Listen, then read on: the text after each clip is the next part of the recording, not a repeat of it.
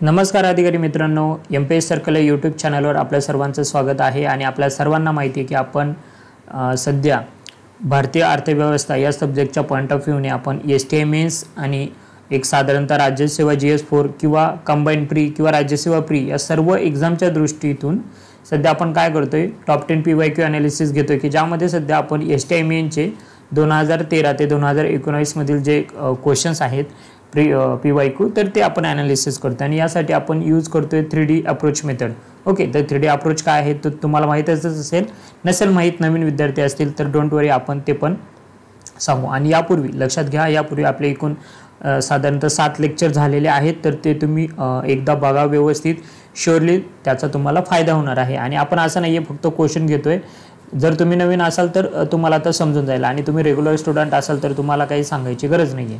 Okay, आणि 3D अप्रोचमध्ये काय तर आपण ॲज युजल की बघतो की एखादा क्वेश्चन असेल त्याचं फर्स्ट प्रॉपर आन्सर शोधतो। ओके, त्यानंतर काय करतो की त्याचा आपलं रिसोर्स फाइंड करण्याचा प्रयत्न करतो की यापूर्वी याच्यावरती कशा टाईपचे एक साधारणतः क्वेश्चन पडलेले आहेत किंवा बेसिक मटेरियल, मग ते बुक्समध्ये असेल आपल्या, ओके, किंवा आपल्याला नेटवर काही इन्फॉर्मेशन भेटली त्या रिलेटेड आपण बघतो, त्याचं बेसिक कन्सेप्ट, फॅक्ट्स, फिगर माहीत करून घेण्याचा प्रयत्न करतो। आणि देन फ्युचरमध्ये कशा पद्धती याच्यावरती क्वेश्चन येऊ शकतो, त्यासाठी आपण कोणतं लॉजिक, एलिमिनेशन मेथड यूज करू शकतो, या सर्व गोष्टींचा आपण या 3D अप्रोचमध्ये इन्व्हॉल्वमेंट करत असतो। आणि प्लीज जर तुम्ही नवीन विद्यार्थी असाल तर किंवा ज्या विद्यार्थ्यांनी आपला चॅनल सबस्क्राईब केला नसेल त्या विद्यार्थ्यांनी सबस्क्राईब करा।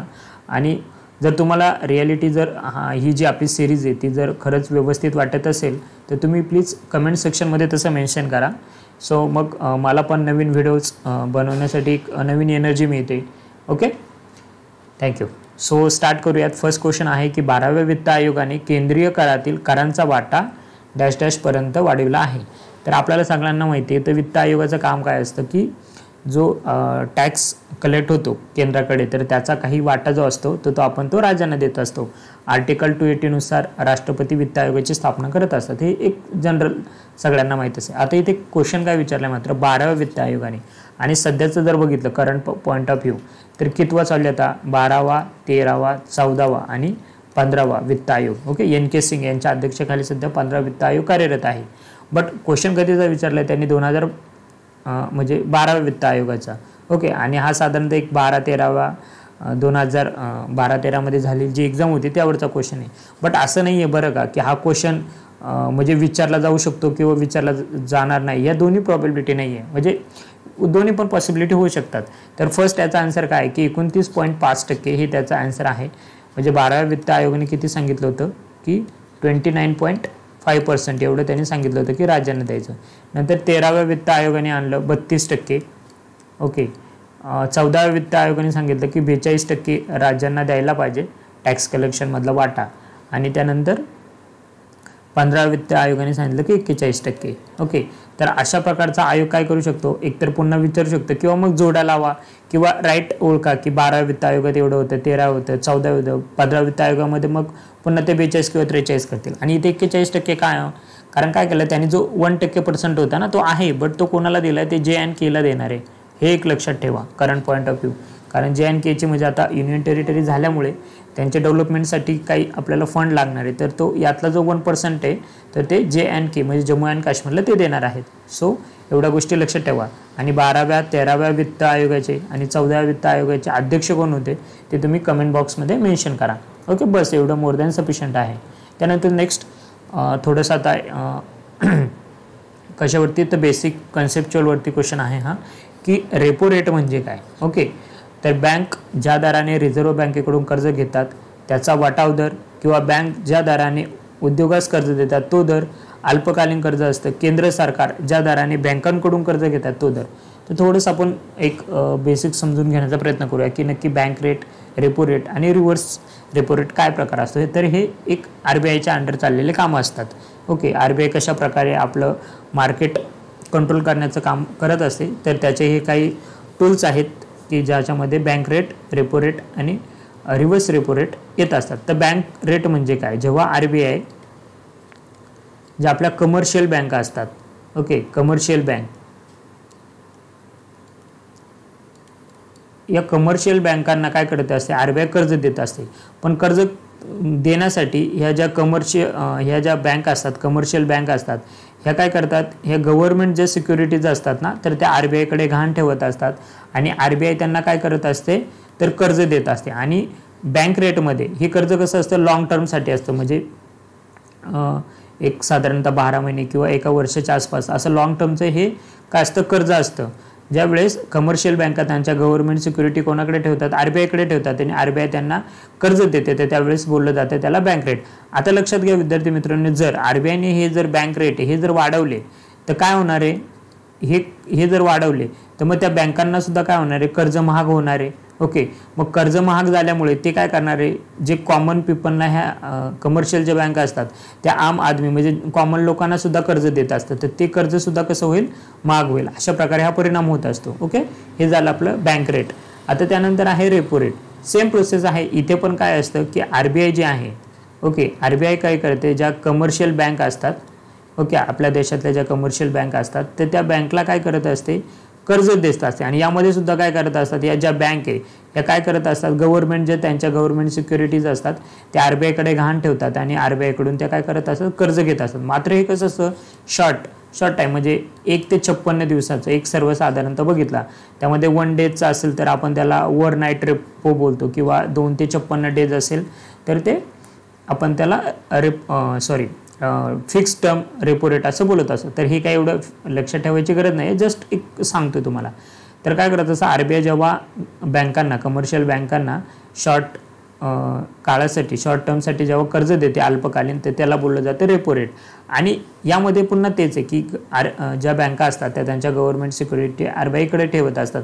म्हणजेच काय, RBI काय करत असते की जेव्हा बँकांकडे जास्त पैसा होते, म्हणजे जेव्हा चलन वाढ होते, ओके, जेव्हा इन्फ्लेशन होतं, तर या इन्फ्लेशन खूप झाल्यावरती RBI काय करत असते, त्यांच्या ज्या सिक्युरिटीज आहेत त्या स्वतःकडे घेत असते आणि त्यांना ते कर्ज देत असते. ओके, त्यावेळी अशा प्रकारे ते इन्फ्लेशन कंट्रोल करत असते RBI.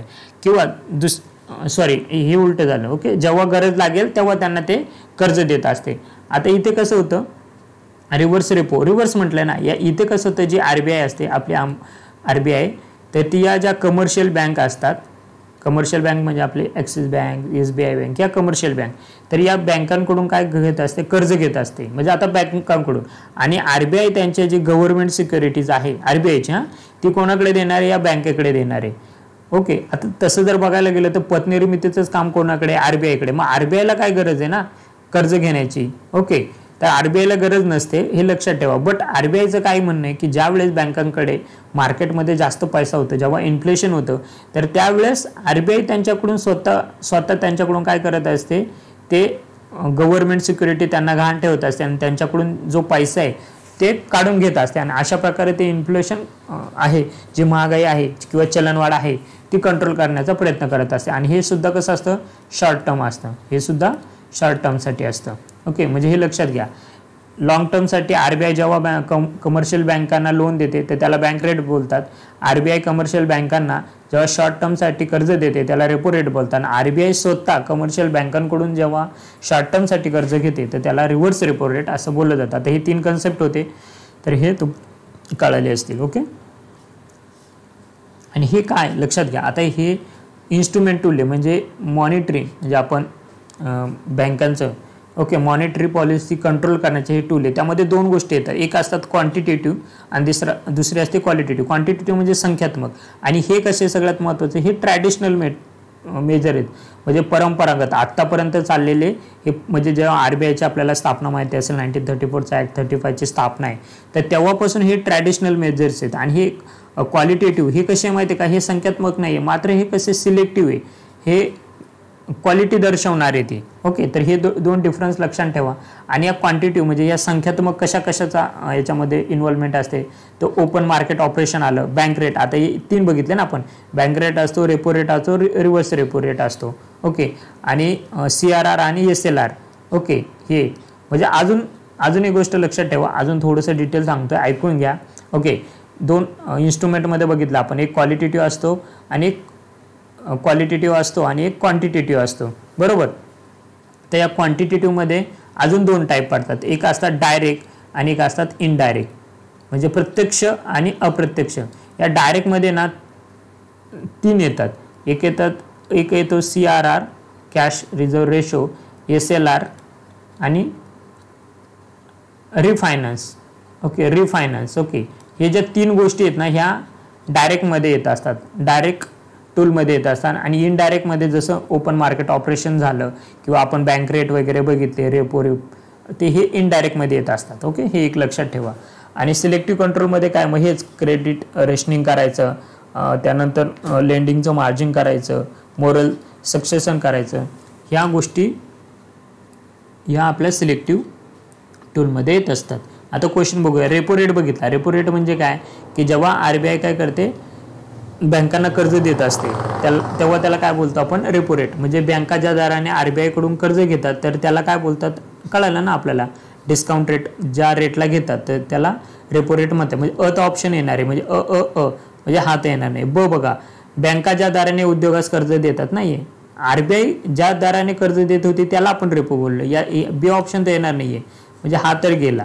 ओके, त्यानंतर बघा अल्पकालीन कर्ज होतं का, येस, रेपो आणि रेपो रेट आणि त्याच्यानंतर रिव्हर्स रेपो हे दोन्ही कसे होते, अल्पकालीन होते. ओके, तर क तर बरोबरच यायला पाहिजे, म्हणजे अ अँड क तर शुअर आहे, म्हणजे 4 नंबरचं उत्तर भेटलं. आणि ड बघून घेऊ, केंद्र सरकार ज्या दराने बँकांकडून कर्ज घेतात ना, असं काहीच नाही, याला रेपो किंवा हा प्रकार याच्यामध्ये येतच नाहीये. ओके, हे लक्षात ठेवा. आता रेपो रेट कळायला असेल. मी सांगितलं की बेस रेट हा लॉंग टर्म असतो, repo and reverse repo both कशा असतात, शॉर्ट टर्म असतात. तर ही गोष्ट लक्षात ठेवा. आता पुढे जाऊया थोडंसं. ओके, हा क्वेश्चन आहे STI मेन्समध्ये किंवा राज्यसेवेमध्ये दरवर्षी याच्यावरती एक तरी क्वेश्चन मित्रांनो असतो. तर डोंट वरी, आज आपण या क्वेश्चनला टोटली प्रॉपरली ॲनालाइज करणार आहोत. आधी क्वेश्चन वाचून घेऊ, मग मी तुम्हाला एक्सप्लेन करतो की 1987 मध्ये निर्माण झालेल्या औद्योगिक आणि वित्तीय पुनर्गठन मंडळाचे ध्येय कोणते होते. ओके, बट हे काय आहे नक्की हे समजून घेऊ.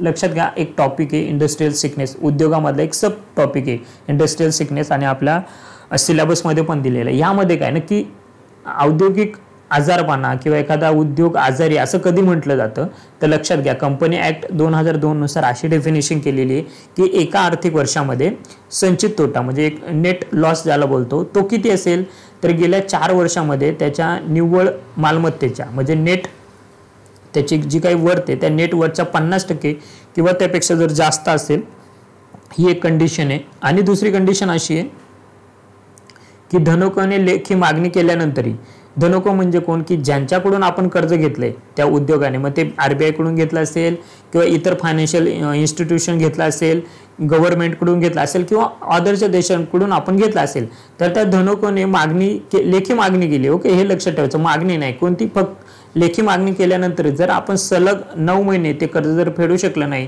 आणि तर या 2 कंडिशनमध्ये जर त्या गोष्टी बसत असतील तर त्याला बोललं जातं इंडस्ट्रियल सिकनेस. लक्षात ठेवा, एका आर्थिक वर्षामध्ये संचित तोटा गेला 4 वर्ष, 5 वर्ष नाही आहे, 4 वर्षात निव्वळ मालमत्तेच्या 50% किंवा त्यापेक्षा जास्त असतो. दुसरे म्हणजे धनकोने लेखी मागणी केल्यावरही सलग 9 महिने खर्च फेडू शकलेले नाही, अशा वेळेस जो उद्योग असतो ते त्याला बोललं जातं की हा उद्योग आता आजारलेला आहे, सिक झालेला आहे. ओके, मग याच्यावरती उपाय काय केलं बघा. आज हे जे उद्योग होते म्हणजे आता आजारी उद्योग कळालं तर त्यांचं पुनर्वसन करायचं आहे. ओके, त्यांना रिहॅबिलिटेशन करायचं आहे, त्यांच्यामध्ये पुन्हा नवचेतना निर्माण करायचं, त्यांना फायनान्स करायचं, कॅपिटल त्याचे मॅनेजमेंट करायचं. या गोष्टी करण्यासाठी 1971 म्हणजे इंदिरा गांधींच्या काळामध्ये आपण काय आणलं होतं, लक्षात ठेवा, इंदिरा गांधींच्या काळामध्ये आपण आणलं होतं की industrial reconstruction corporation of India. काय industrial reconstruction corporation of India IRCI. मात्र 1985 मध्ये म्हणजे कधी की 1985 मध्ये आपण काय केलं, राजीव गांधींनी सिका ऍक्ट आणला. सिका ऍक्ट म्हणजे काय, sick industrial companies act special provision 1985. म्हणजे त्यांचं काय होतं, हे जे उद्योग होते या उद्योगांचा आजारपणा शोधून त्याच्यावरती उपाय काढण्यासाठी हा ऍक्ट आणला होता, सिका ऍक्ट 1985. आणि मग या सिका ऍक्टच्या अंतर्गत त्यांनी काय केली, या इंडस्ट्रियल रिकन्स्ट्रक्शन बँक ऑफ इंडियाची स्थापना केली. म्हणजे आधी काय होतं, इथं कॉर्पोरेशन ऑफ इंडिया होतं, तर त्याची industrial reconstruction bank of India असं नामांतरण केलं किंवा त्याचं एक नवीन रूप दिलं IRCIचं 1985 मध्ये. कधी, हा ऍक्ट आल्यानंतर. अजून पुढे जाऊन काय केलं, तर हा कशासाठी होता, IRBI, तर हे पुनर्वसन कॅपिटल याच्यासाठी. 1987 मध्ये काय झालं, याच कायद्याचं इम्प्लिमेंटेशन करण्यासाठी BIFI म्हणजे काय, board of industrial and finance reconstruction, म्हणजे हेच ना, उद्योगांचा आजारपणा शोधून काढला आणि त्याच्यावर उपाय म्हणून रिकन्स्ट्रक्शन करण्यासाठी BIFR, okay, BIFR board for industrial and finance रिकन्स्ट्रक्शनची स्थापना झाली. त्यानंतर पुढे जाऊन हा जो सिका ॲक्ट होता 1985चा, म्हणजे कोणी, राजीव गांधींनी जो ॲक्ट आणला होता, त्यामध्ये 2003 साली ना आपण काय केलं, तो ॲक्ट रिपील केला. म्हणजे sick industrial companies act are for repeal the act 2003 मध्ये हा ॲक्ट रिपील केला. आणि काय केलं पुढे जाऊन, हा जो आपला तो 2003 ला रिपील झाला. त्यानंतर BIFR म्हणजे board for industrial and finance रिकन्स्ट्रक्शनची जागा आता कशाने घेतली, IIBR म्हणजे काय, insolvency, okay, insolvency and bankruptcy board of India, insolvency, okay, IIBR insolvency and bankruptcy board of India. आणि हे कधी, तर 2016, म्हणजे BIFR हे 2016 मध्ये काय झालं, रद्द झालं, ओके, आणि त्याच्याऐवजी आलं IIBR. आणि या IIBRच्या अंडर ना आता दोन गोष्टी, NCLT म्हणजे नॅशनल कंपनी लॉ ट्रिब्युनल आणि नॅशनल कंपनी लॉ ॲपिलेट ट्रिब्युनल, म्हणजे याच्यावरती सुद्धा ॲपील करण्यासाठी हे ॲपिलेट ट्रिब्युनल, या दोघांची स्थापना ह्या IIBR 2016चं जे आपलं बिल होतं तर त्याच्या अंडर केलेली आहे. म्हणजे बघा मित्रांनो, म्हणजे आता आपल्याला काय लक्षात ठेवायचं, आणि शुअर बरं का, म्हणजे STI मेन्स आणि राज्यसेवा मेन्स एक तरी क्वेश्चन भेटणार, म्हणजे भेटणार तुम्हाला. एवढी स्लाईड व्यवस्थित करा, याच्यावरती अजून 2 मिनिटं तुम्ही इन्व्हेस्ट करा, शुअर एक्झाममध्ये तुम्ही मेन्समध्ये मार्क्स गेन करणार. पुन्हा सांगतो, लक्षात घ्या. आता इंडस्ट्रियल सिग्नेचरची व्याख्या काढायला 1 वर्षामध्ये संचित तोटा गेल्या 4 वर्षात जितकी निव्वळ मालमत्ता 50% जास्त असेल आणि त्या धनोकने लेखी मागणी केल्यानंतरही सलग 9 महिने आपण कर्ज फेडू शकले नाही. त्यानंतर इंदिरा गांधीने काय केलं, तर इंडस्ट्रियल रिकन्स्ट्रक्शन कॉर्पोरेशन ऑफ इंडियाची स्थापना केली 1971 मध्ये. आणि त्यानंतर राजीव गांधीने 1985 मध्ये काय केलं, तर इंडस्ट्रियल रिकन्स्ट्रक्शन बँक ऑफ इंडियाची स्थापना केली. आधी इथं कॉर्पोरेशन होतं, नंतर बँक झालं. नंतर 85 ला सिका ॲक्ट आला, त्या सिका ॲक्टची इम्प्लिमेंट करण्यासाठी त्यांनी BIFR ची स्थापना केली 87 ला, ओके, लक्षात ठेवा 87 ला, board for industrial and finance reconstruction. नंतर 2016 ला त्याला इन्सॉल्वन्सी अँड बँकरप्सी बोर्ड ऑफ इंडियाची स्थापना झाली आणि त्याच्या अंडर NCLT आणि NCLAT या 2 संस्थांची स्थापना. बस मोर दॅन सफिशियंट आहे. 5 मिनिटं वेळ दिलात पण तुमचे येणाऱ्या एक्झाममध्ये शुअर 1 मार्क तुम्ही गेन कराल. आता हेच आहे, 87 मध्ये कशाची स्थापना झाली होती आपण बघितलं ना, जो सिका ॲक्ट होता 85चा, त्याला बोर्ड फॉर काय VFR काय होतं ते BIFR, okay, BIFR board for industrial and finance reconstruction, BIFR ची स्थापना 1987 साठी केली. इथे दिलं आहे का, board of industrial and finance reconstruction. कशासाठी केली, सरळ दिलंय ना. आता बघा कशासाठी, वित्तीय क्षेत्रांचे पुनरुत्थान दिलंय का, नाही. बँकिंग क्षेत्राचं म्हणजे औद्योगिक क्षेत्राचं आधुनिकीकरण म्हणू शकतो, पण बँकिंगचा संबंध आहे का, नाही. सार्वजनिक क्षेत्रातील आजारी उद्योगांचे पुनर्वसन. सरळ आहे, भेटलं उत्तर आपल्याला 3 नंबरचा आन्सर. बस तुम्हाला कन्सेप्ट कळाला. आता यावरती कोणताही क्वेश्चन आला तर तिथून पुढे आपण त्याला काय बोलू की हा रिपीट क्वेश्चन आहे, ओके, झाला. त्यानंतर नेक्स्ट बघा की राज्याच्या कर्जबाजारीपणाचे कारण म्हणजे. आता बघा मित्रांनो, हा एक साधारणतः 2012-13 मध्ये विचारलेला क्वेश्चन आहे.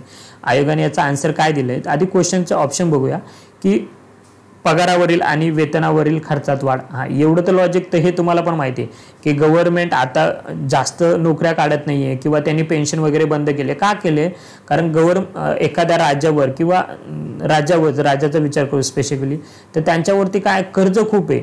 ते कर्ज जास्त असल्यामुळे त्यातल्या त्यात या पगाराचा आणि वेतनावरचे किंवा पेन्शनचा खर्च तेवढी वाढ होते ते त्यांना परवडत नाहीये. त्यामुळे राज्य काय होतं, कर्जबाजारी होत चालले. म्हणजे येतो ऑप्शन येणारच आणि तो सगळीकडे दिसतोय, ते सगळ्यांनाच माहित असेल.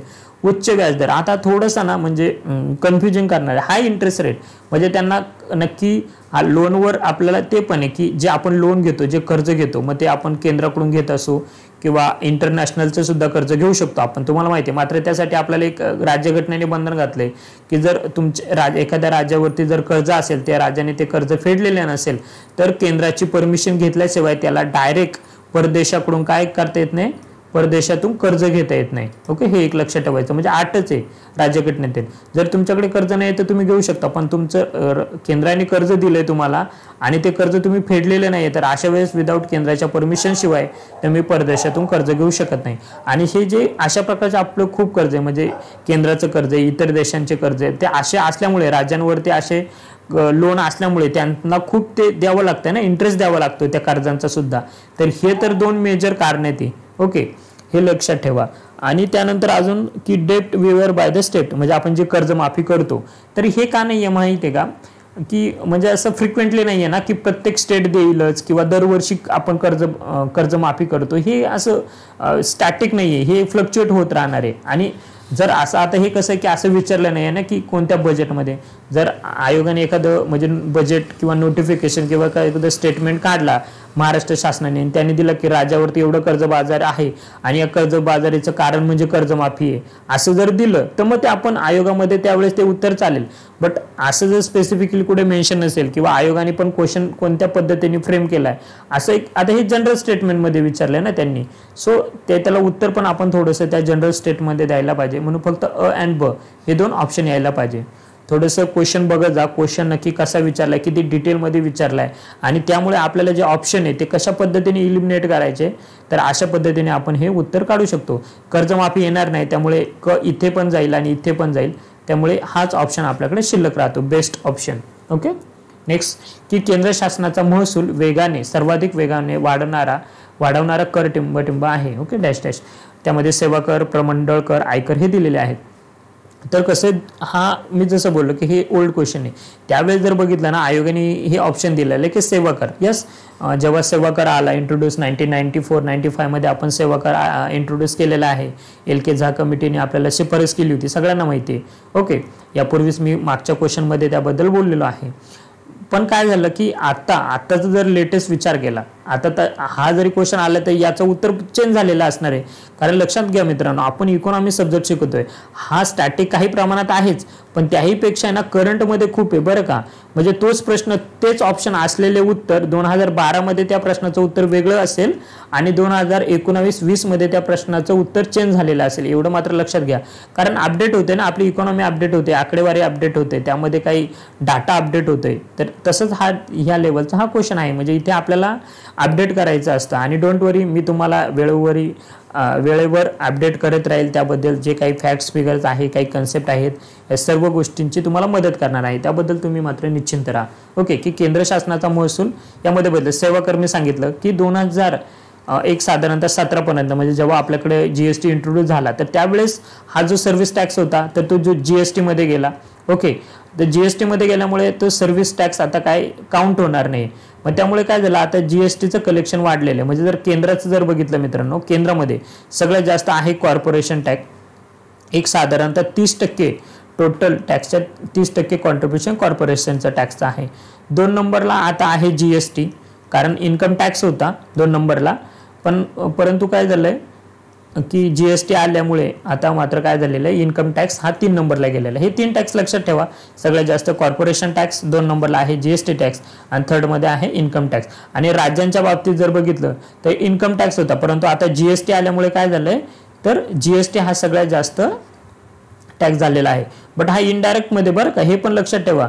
डायरेक्ट विचारते किंवा इनडायरेक्ट, कारण GST हा इनडायरेक्ट टॅक्स आहे. म्हणजे त्यांनी जर प्रत्यक्ष करामध्ये सर्वात जास्त राज्याचा वाटा तर तो आजही इन्कम टॅक्सच असणार आहे, कारण इन्कम टॅक्स हा डायरेक्ट टॅक्स आहे. सो थोडंसं लॉजिकली, म्हणजे मी काय सांगतोय त्याच्याकडे थोडंसं लक्ष देत जा. ओके, त्यामुळे कोणता, तर यामध्ये आता हा सेवा कर हा तो ऑप्शन नसणार आहे. त्यामुळे आताच्या घडीला जर बघितलं आपण तर कॉर्पोरेशन टॅक्स हा एक साधारणतः मी बोललो 30% कॉन्ट्रीब्युशन देतो आणि 3 नंबरला आता आयकर देतो आणि 2 नंबरला GST देतो. एक साधारणतः ब आणि क ऑप्शन यायला पाहिजे, परंतु त्यामध्ये त्यांनी दिलेलं नाहीये. बट आयोगाने हाच क्वेश्चन विचारला तर ऑप्शन खालचे हे जे ऑप्शन ते चेंज झालेले असतील. ओके, ते लक्षात ठेवा. म्हणजे सर्वाधिक वाढणारा आता कोणतं, corporation and GST tax. Again असा एक क्वेश्चन आहे, हा पुन्हा बेसिक आपले पायाभूत सुविधा, त्यामध्ये ज्या काही दळण ट्रान्सपोर्टची सुविधा आहे की ज्यामध्ये आपलं विमान येतं, एअरपोर्ट ऑथॉरिटी येतं आणि त्यामध्ये काही हे असतात, म्हणजे जे प्रवासी वाहतूक असतात तर त्यांच्यानुसार काय केली जाते, आपले जे एअरपोर्ट्स असतात तर त्यांची हे त्यांचं क्लासिफिकेशन ठरवलं जातं A1 B1, मग ते किती लाख प्रवासी त्यानुसार त्यांना हे काय भेटत असतो, म्हणजे अवॉर्ड भेटत असतं किंवा सर्वोत्कृष्ट म्हणून गौरव केला जातो. तर त्याचं सुद्धा याचं करंट पॉईंट ऑफ व्ह्यू करायचं आहे आपल्याला. हे खूप जुनं झालेलं आहे, करंट पॉईंट ऑफ व्ह्यू आपल्याला यामध्ये करायचं आहे. ओके, त्यानंतर आता अगेन एक छान क्वेश्चन आहे आणि तो कन्सेप्च्युअल बेस आहे की आर्थिक सुधारणांचा काळ म्हणजेच कधी, तर न्यू इकॉनॉमिक पॉलिसी LPG आहे. ओके, 1991ची. ओके, म्हणजेच आर्थिक सुधारणांचा काळ आहे की राजवित्तीय असमतोल म्हणजे आपलं जे फिस्कल कन्सोलिडेशन आहे त्याबद्दल त्यांना बोलायचं आहे. तर दुरुस्तीचा भार मूळतः डॅश डॅशवर असतो, महसुली खर्च, भांडवली खर्च, सार्वजनिक कर्ज आणि यापैकी नाही. तर जे आपले न्यू इकॉनॉमिक पॉलिसीमध्ये ज्या आपण काही दुरुस्ती केलेल्या आहेत, ओके, आणि त्याच्यामध्ये सगळ्यात महत्त्वाचा भार मुळात कशावर असतो, तर तो असतो भांडवली खर्चावरती. कारण कॅपिटल एक्सपेंडिचरवरच आपण ते जास्त खर्च करत असतो ना, आणि कॅपिटल एक्सपेंडिचरचं मॅनेजमेंट आपण व्यवस्थित केलं, त्यांचं मॅनेजमेंट केलं, तर आपल्याला लवकर म्हणजे FRBM ॲक्टनुसार सुद्धा जे आपण बोलतो की आपल्याला राजकोषीय तूट आहे, आपली जी फिस्कल डेफिसिट आहे, तर ती 3% आणायची, 3-3.5% आणायची, तर ती पॉसिबल होईल. त्यानंतर महसुली तूट आहे जी ती 0% आणायची. तर ह्या गोष्टी कधी पॉसिबल होतील, तर आपल्याला हे कॅपिटल जे एक्सपेंडिचर आहे तर त्याचं मॅनेजमेंट आपल्याला व्यवस्थित करायचं आहे. सो थोडंसं कन्सेप्च्युअल होतं आणि यावरती सुद्धा आपण एक प्रॉपर व्हिडिओ बनवूया. अगेन एक फॅक्च्युअल डेट क्वेश्चन आहे, माहीत पाहिजे तुम्हाला की सार्वजनिक खर्चाचा आधुनिक सिद्धांत कोणी मांडला होता, तर तो प्राध्यापक पिकॉक अँड वाईजमन यांनी मांडला होता. आता ॲज इट इज लक्षात ठेवा, याला काही ऑप्शन नाही, म्हणजे ती थेरी खूप मोठी आहे, modern theory of public expenditure. Okay, त्याबद्दल आपण निवांत बघूया. पण फॉर द टाइम बिंग हे लक्षात ठेवा की प्राध्यापक पिकॉक अँड वाईजमन हे त्याचे प्रणेते आहेत. त्यानंतर नेक्स्ट आहे अगेन अर्थसंकल्पावरती क्वेश्चन आहे की राजकोषीय तूट म्हणजे काय. तर बेसिक एक फॉर्म्युला माहीत असेल आपल्याला सगळ्यांना की फिस्कल डेफिसिट म्हणजे काय असतं, तर कर्ज प्लस अर्थसंकल्पीय म्हणजे किंवा बजेट डेफिसिट ज्याला बोलतो. तर या बजेट डेफिसिट म्हणजे अर्थसंकल्पीय तूट, ओके, अर्थसंकल्पीय तूट प्लस कर्ज मिळून काय होत असते, फिस्कल डेफिसिट होत असते. ही एक त्याची व्याख्या. आणि दुसरी व्याख्या ही पण आहे की महसुली प्राप्ती प्लस भांडवली प्राप्ती. ओके, महसुली प्राप्ती प्लस भांडवली प्राप्ती वजा एकूण खर्च, हा सुद्धा एक राजकोषीय तुटीचा फॉर्म्युला आहे. ओके, हे पण तुम्हाला माहीत असेल, तर option A is correct.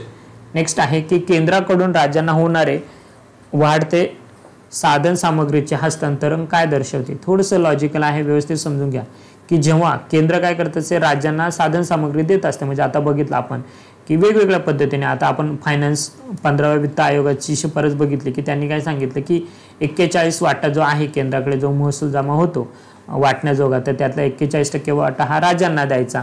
Okay, पहिले तर ते व्हर्टिकल आणि मग हॉरिझॉन्टलमध्ये प्रत्येकाचा वेगळा आहे ना, की महाराष्ट्राचा वेगळा असेल, बिहारचा वेगळा असेल. तर हे जे हस्तांतरण वाढतंय रिसोर्सचं, तर ते काय दर्शवित आहे की राज्य आणि केंद्र यांच्यामध्ये वाढते एकत्रीकरण, राज्याचे केंद्रावरती असहाय्य अवलंबून आणि राज्यांनी महसूल उभारणीत केलेले दुर्लक्ष.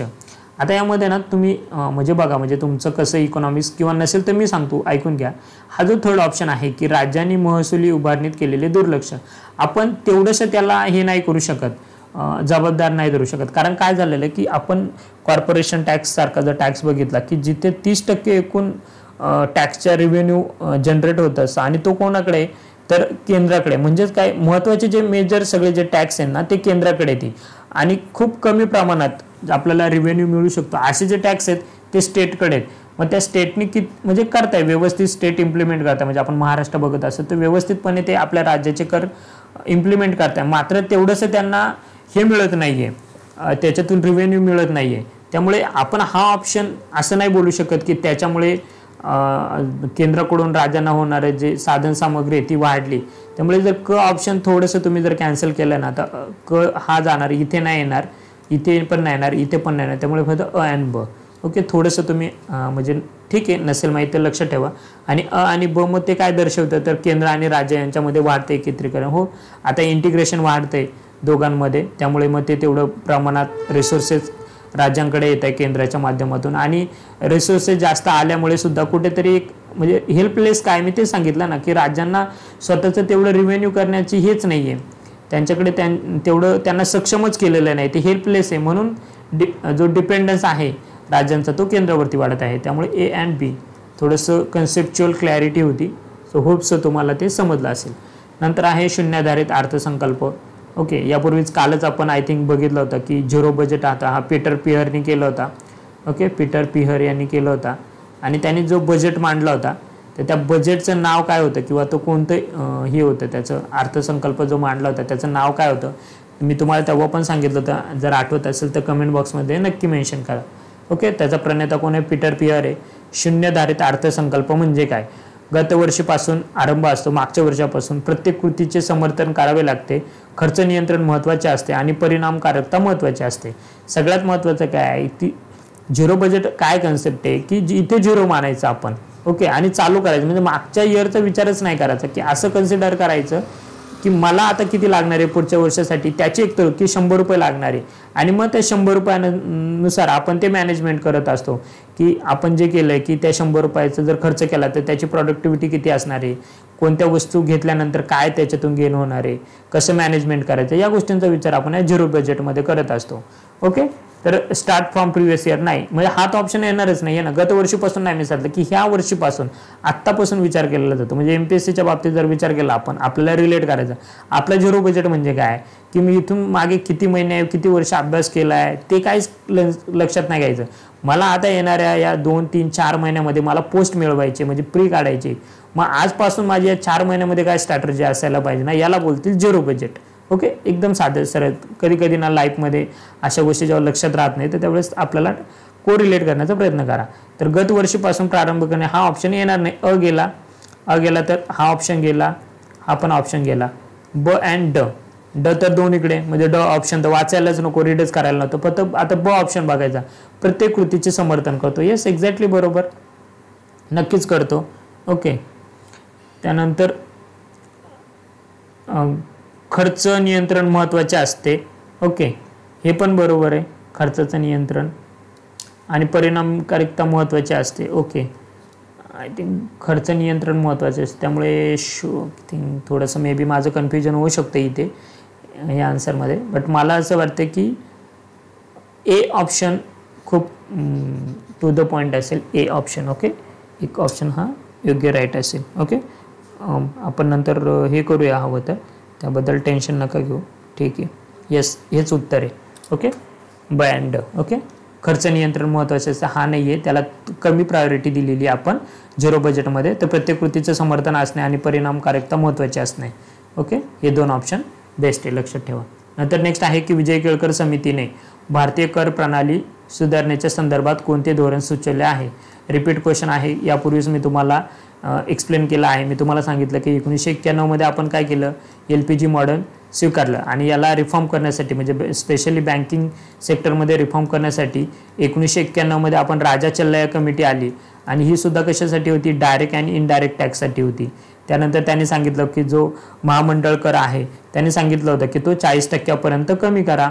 ओके, त्यानंतर 2002 मध्ये विजय केळकर कमिटी आली होती आणि त्यांनी सुद्धा ही कशा रिलेटेड होती, direct and indirect tax related होती. आणि त्यांनी काय सांगितलं होतं की आपण अशा पद्धतीने टॅक्स लावले पाहिजे की जे जास्तीत जास्त लोकांपर्यंत होतील. म्हणजे इथे जर पर्सेंटेज असेल टॅक्सचं आणि इकडे रेव्हेन्यू असेल तर हा रेव्हेन्यू अशा प्रकारे आपण मॅनेज करायचा की टॅक्स अँड रेव्हेन्यू हे दोन्ही मॅक्झिमम असले पाहिजे किंवा त्यातून मिळणारं उत्पन्न जास्त असणं पाहिजे. म्हणजेच काय, जी लाफर कर आहे तर ते लाफर करला मीट करण्याचं काम हे विजय केळकर कमिटीने केलेलं आहे.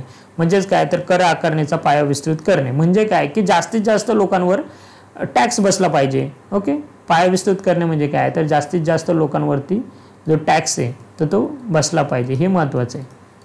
आणि त्यामुळे जास्तीत जास्त लोकांवरती जर टॅक्स लावला गेला तर त्यातून मिळणारे जे उत्पन्न आहे ते ऑब्वियस काय होणार आहे, ते जास्तच असणार आहे. So B option is the correct answer. Okay, बस एवढं लक्षात ठेवा. नेक्स्ट क्वेश्चन आहे की भारताच्या सार्वजनिक कर्जामध्ये डॅश डॅशचा समावेश होतो. मला हा पण थोडासा क्वेश्चन संदिग्ध वाटते कारण थोडंसं आपण त्याला समजून घेऊया आधी. इथे काय म्हटलं माहिती आहे का, भारताचं जे आपलं एक सार्वजनिक कर्ज असताना यामध्ये कशाचा समावेश होतो, म्हणजे दोन्ही पण परकीय म्हणजे आपलं फॉरेन कर्ज असेल, डेप्ट असेल, इंटरनल डेप्ट असेल, त्याचबरोबर केंद्राने घेतलेलं, ओके, केंद्र जे कर्ज घेतं त्याचं, राज्याने घेतलेलं कर्ज, किंवा आपले PSU आहेत, आपले जे पब्लिक सेक्टर एंटरप्राइजेस आहेत, ओके, तर ते त्यांनी म्हणजे आपले जे उद्योग आहेत त्यांनी घेतलेलं कर्ज असेल, किंवा गव्हर्नमेंटच्या ज्या गव्हर्नमेंटच्या ज्या लिमिटेड कंपनीज आहेत तर त्यांनी घेतलेलं कर्ज असेल, हे सर्वांचा, ओके, या सगळ्यांनी घेतलेल्या कर्जाचा समावेश हा सार्वजनिक कर्जामध्ये होत असतो. केंद्राने घेतलं असेल, राज्याने घेतलं, किंवा लोकल बॉडी ज्या असतात, आपल्या लोकल बॉडी ज्या असतात, ओके, त्यांनी घेतलेलं कर्ज सुद्धा म्हणजे नगरपालिका, महानगरपालिका, या सर्वांचा कर्जांचा समावेश हा या सार्वजनिक कर्जामध्ये होत असतो. मात्र लक्षात कशाचं होतं हे तुम्हाला सांगितलं, मात्र त्याच्यात जर टाईप विचारले, फक्त लक्षात घ्या, टाईप मात्र दोनच आहे, लक्षात घ्या, खूप मेजर डिफरन्स, टाईप मात्र दोनच, कोणते, इंटरनल डेप्ट आणि एक्सटर्नल डेप्ट, ओके, हे लक्षात ठेवायचं, टाईप 2. परंतु सार्वजनिक कर्जामध्ये कोणाकोणाचा समावेश होतो, तर केंद्राने घेतलेले, राज्याने घेतलेले, ओके, त्यांचे जे आपले गव्हर्नमेंटचे उद्योग आहेत त्यांनी घेतलेले, त्यानंतर आपल्या लोकल बॉडीजने घेतलेले, या सर्वांचा समावेश हा सार्वजनिक कर्जामध्ये येत असतो. सो असा एक क्वेश्चन आहे. सो बघा, आता नेक्स्ट टाइम जर आयोगाने विचारला तर ते कशा प्रकारे विचारते, म्हणजे कंपोज विचारलं तर सगळे यायला पाहिजे आणि टाईप विचारलं तर फक्त 2 यायला पाहिजे. आणि तुम्हाला सध्याच्या कंडिशनला जर बघितलं आपण, ओके, थोडंसं करंट पॉईंट ऑफ व्ह्यू, तर म्हणजे आपलं जे इंडियाचं डेप्ट आहे, GDP रेशो आहे, तर तो किती झालेला आहे आता, कर्जाचं प्रमाण 74 वरून 90% एवढं वाढलेलं आहे कोविड सिच्युएशनमुळे, ओके, ते एक लक्षात ठेवा. आणि हे एक RBIची वेबसाईट होती, तिथून मी ऑथेंटिकेट डाटा घेण्याचा ट्राय केला होता, बट मला त्यामध्ये सुद्धा खूप काही नाही भेटलं. म्हणजे ठीक आहे, ट्रेझरी बिल वगैरे भेटले, इंटरनल डेप्टमध्ये कशाचा समावेश होतो, किंवा स्टेटने घेतलेले, सेंट्रल, त्यानंतर आपला स्टेट गव्हर्नमेंटने घेतलेले, ओके, किंवा आपल्या इतर देणी वगैरे, तर वेगळा पार्ट आहे, ओके, इंटरनल डेप्ट असतं, एक्सटर्नल डेप्ट असतं. सो आय डोंट थिंक की हे काय एवढं खूप उपयोगाला येईल, ओके, ठीक आहे. सो आय होप तुम्हाला याचा फायदा झाला असेल. तुम्हाला जर शुअरली फायदा होत असेल तर प्लीज मला कमेंट बॉक्समध्ये तुम्ही मेन्शन करा. सो आपण अगेन जे नवीन जे क्वेश्चन्स असतील तर ते अजून चांगल्या पद्धतीने बेटर वे एक्सप्लेन करण्याचा, तुमच्यापर्यंत चांगल्या पद्धतीने समजावून तुम्हाला डिलिव्हर करण्याचा मी माझ्या पद्धतीने बेस्ट ट्राय करेल. सो लक्षात ठेवा, forget the rest, study with full zest and do your best, okay, and God bless you all, okay. काळजी घ्यायची आहे सगळ्यांनी. चला, बाय.